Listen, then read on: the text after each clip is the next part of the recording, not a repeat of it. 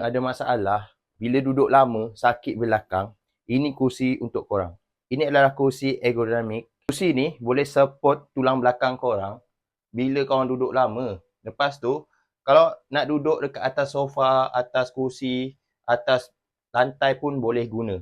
Selain daripada tu, boleh guna juga dekat dalam kereta. Biasa bila kita duduk dekat pejabat, kursi macam ni, ataupun kursi yang lain, kursi pejabat, kita akan rasa sakit belakang.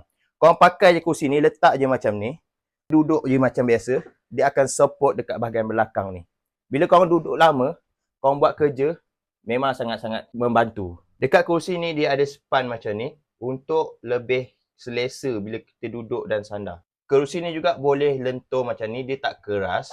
Biasa kursi macam ni, aku pakai lama duduk akan sakit pinggang.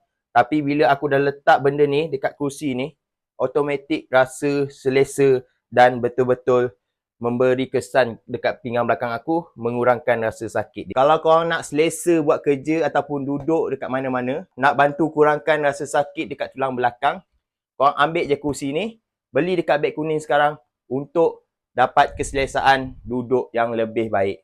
Okay? Jangan lupa tekan beg kuning sekarang tau.